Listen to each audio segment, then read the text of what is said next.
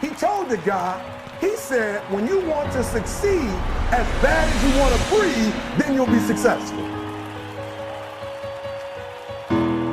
You know, I'm very careful about who I put in front of you guys.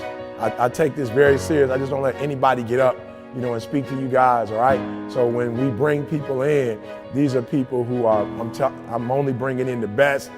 Without further ado, he is from Atlanta originally, went to the University of Tennessee and played football there, is a business owner now.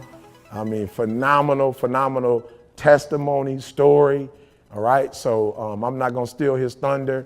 Please put your hands together for my guy and what I believe is going to be #1 speaker in the world, Mr. Inky Johnson. Put your hands together, guys. Every day I'm chasing something different. Every day the way I operate is totally different, and it's not about the product for me as much as it is about the process. And what I mean about the process saved my life. You see, my mother had me when she was 15 years old, right? Over on the east side of Atlanta, we came up in this neighborhood by the name of Kirkwood, drug dealer on every corner, gang members in the neighborhood, 2-bedroom home, 14 people, used to sleep on the floor. Got the opportunity to sleep in the bed one time out of the week. It was 6 of us in the bed, 3 at the foot, 3 at the head. And I came up with this dream pretty quick. I said, man, I want to go to the NFL because I had 8 uncles in that house, all 8 of which are still going in and out of prison.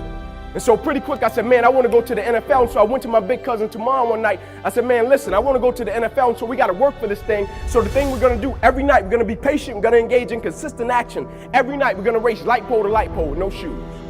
So every night we would get out in the street, race light pole to light pole. One night, a coach came down the street. He signed me and my cousins up for organized sports, right? First time being in organized sports. We get in organized sports. The thing was, after practice, everybody would leave to go home. And I always had to sit on the bench and wait on my mother because she worked at Wendy's. And so when my mother would show up in the park, it would be about 10 o'clock, 10:30 at night. So I'm sitting there, and when my mother would pull up, she drove an old Buick Regal, hubcaps off the car, seats torn up, the car was all beat up.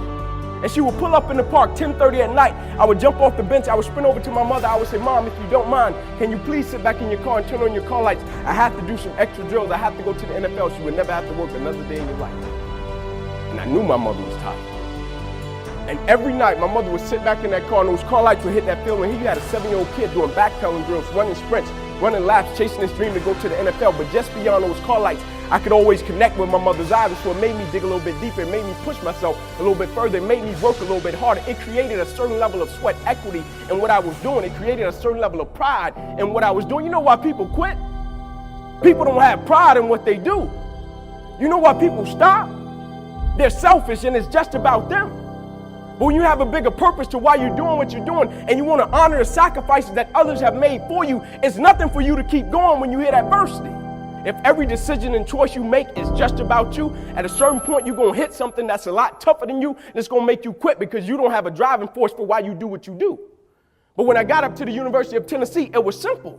It was simple for me to give everything I had. My freshman year, I played special teams. My sophomore season, I broke the starting lineup, had a really strong sophomore season. The summer heading into my junior year, I still remember the day where I was sitting in our film room, and I was watching film on the California Bears. My defensive backs coach, Larry Slade, came in the room. He said, Inky, I got some good news for you. I dropped the clicker. I said, what is it? He said, man, you're a projected top 30 draft pick, son. He said, all you have to do is play the next 10 football games. You're an automatic multimillionaire. I went out of the room. I called my mother and my grandmother on the three-way. I said, after this season, there will be no more struggling. I said, we would never miss another meal. I said, we would never experience another Christmas where we had to stand on the side of the curb and just be grateful.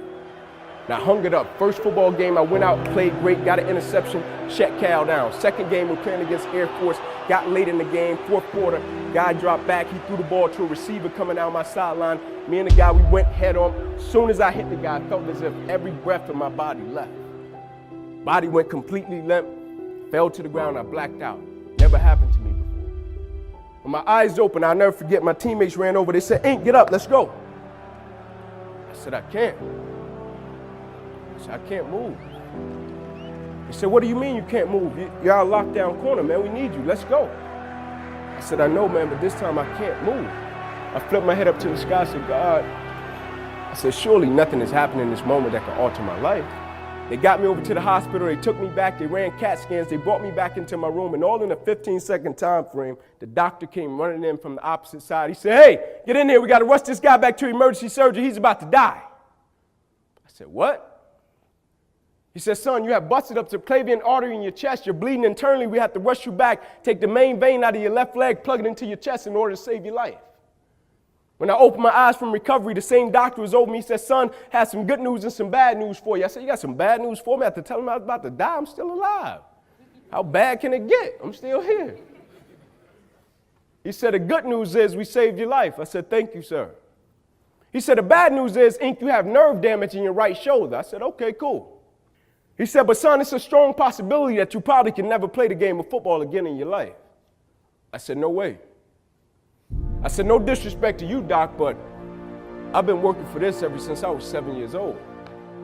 I said, no disrespect to you, doc, but you wasn't in the park with me and my mother when I was 7 years old and she was sitting in that Buick Regal. She got done working at Wendy's. No disrespect to you, doc, but you didn't come up in that 2-bedroom home, 14 people sleeping on the floor. No disrespect to you, doc, but you didn't miss those meals and stay focused and never made an excuse.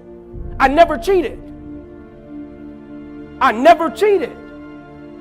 Like my conscience still until this day won't let me, like I can't cheat. I can't look myself in the mirror and say, Ink, you did a good job knowing that I cheated. I can't cheat. One of the greatest pieces of